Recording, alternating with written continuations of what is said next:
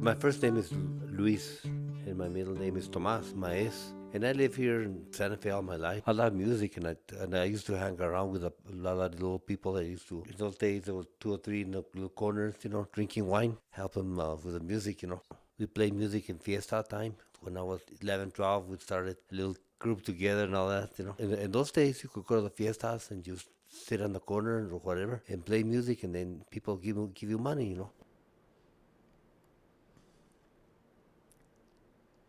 I was told you about my grandmother that she was mad and so angry at the Spaniards. She married an Englishman. So her married name was Davis, from a Davis family from Boston. And he was very kind. He became more of a Spaniard. No.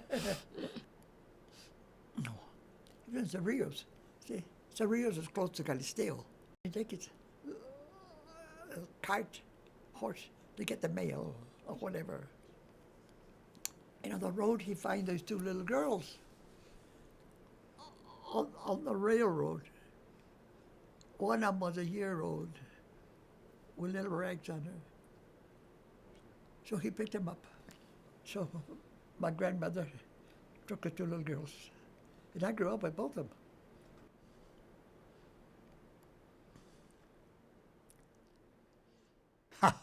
I'm James Stump. I'm 83 years old. I was born on a farm about 5 miles south and east of Holden, Missouri, and moved up to Santa Fe in January of 1930. Got out of high school, I drove a taxi, 159 taxi, for about a year. I found out that a lot of cat houses in town, and things a young guy wasn't supposed to know.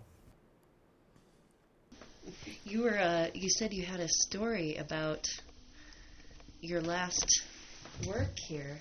Oh, this one here? Yeah. Yeah. How shall I begin that?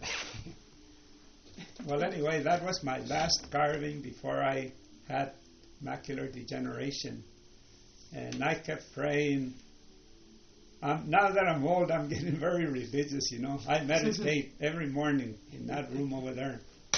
In that sunny room I get there? up about 5:30 or 6 in the morning, and that's my favorite hour. Because now that I can see, and I used to read a lot, and of course I used to see a lot of things, maybe a lot of bad things also. And I like to think that God said, Elohio, you've been reading since you were 5 years old, and you've been seeing a lot of bad things, and now you're going to go. You're going to lose your vision so that you can think more of me, The village used to start at the White Bridges, and it used to go all the way to the airport. We had a village the size of a watermelon. We have a village the size of a lemon now. Of course, everybody else in the village at that time considered themselves relatives, even though they were not, Or if they were very distant apart. When they met, they'd take their hat off. Rece, compadre. Pray, compadre. That's what they were meant to say in Spanish. Rece, compadre. And the other man would take his hat off, and then they'd shake hands. That tradition's gone, but I mean, it was there for many, many years.